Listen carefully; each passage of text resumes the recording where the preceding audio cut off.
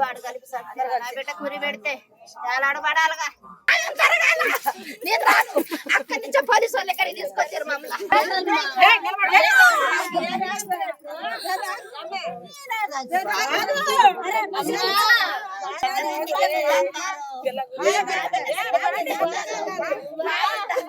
నా బిడ్డను ఎందుకు ఇలా పెట్టింది?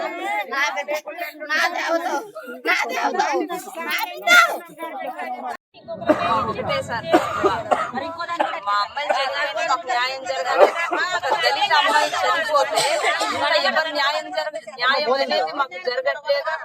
ఒక అగ్రకులానికి సంబంధించిన వాళ్ళకి సంబంధించిన వాళ్ళు ఇదే ఒక దళిత అమ్మాయిని, మా దళితులు వాళ్ళ అమ్మాయిని పాడు చేసి మా దళిత కులం అబ్బాయి ఎక్కడైనా తప్పించుకొని ఉంటే ఇమ్మీడియట్ గా ఇప్పటికీ పట్టుకునే వాళ్ళు. కానీ ఈ రోజు ఈ అమ్మాయి చనిపోయిన ఇన్ని గంటలైనా కూడా అతన్ని పట్టుకోలేకపోతున్నారు. అదే మా అబ్బాయి అలా చేసి దాక్కొని ఉంటే ఇప్పటికీ ఒక గంటలో పట్టుకునే వాళ్ళు పోలీసు వాళ్ళు. మరి పోలీసులు ఎందుకు పట్టుకోవట్లేదు? అంటే వాళ్ళకొక న్యాయం మాకొక న్యాయమా? దళితులకు బ్రతకకూడదా? ఈ అబ్బాయికి ప్రేమించేటప్పుడు ఆమె దళిత అమ్మాయి తెలియలేదా? మరి అతని పక్కలోకి అబ్బాయి పిలిచేటప్పుడు ఆమె దళిత కులం అమ్మాయి అని అతనికి తెలవలేదా? అంటే ఇప్పుడు ఒప్పుకోట్లేదా? ఇంట్లో ఎందుకు ఒప్పుకోట్లేదని మరి ఆయన ఎందుకు సాకులు చెప్తున్నాడు? అసలు ఆ అమ్మాయి అలా చావదు, అమ్మాయికి అంత పిరికిగా ఉండదు అమ్మాయి.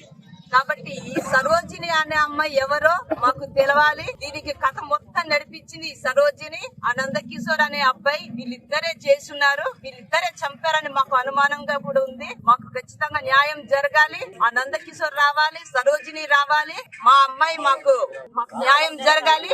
లేకపోతే ప్రాణానికి ప్రాణం ఇస్తారా? అబ్బాయి ప్రాణం ఇస్తారా? డబ్బులకి, ఆ దళితులు అంటే డబ్బులకి అమ్ముడుపోయే వాళ్ళ? అంటే వీళ్ళకి భయం లేదా? ఒక అమ్మాయి దళిత అమ్మాయిని చంపేసి వీళ్ళ డబ్బులకి ఎంతకైనా వీళ్ళు ఒక రేటుకు వస్తారని వీళ్ళని ఎట్లా పడితే అట్లా చంపేస్తున్నారు. అంటే దళితులు ఓటు కావాలి, దళితుల అమ్మాయిలు అంటే మా శవాలు కావాలి.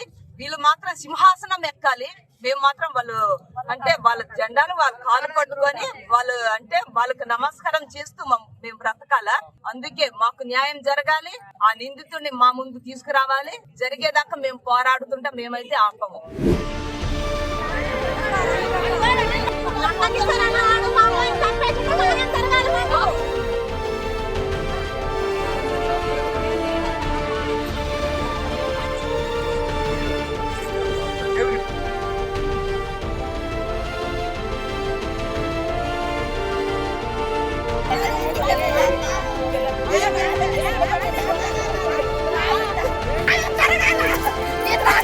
అక్కడి నుంచే పోలీసు వాళ్ళు ఎక్కడికి తీసుకొచ్చారు మమ్మల్ని.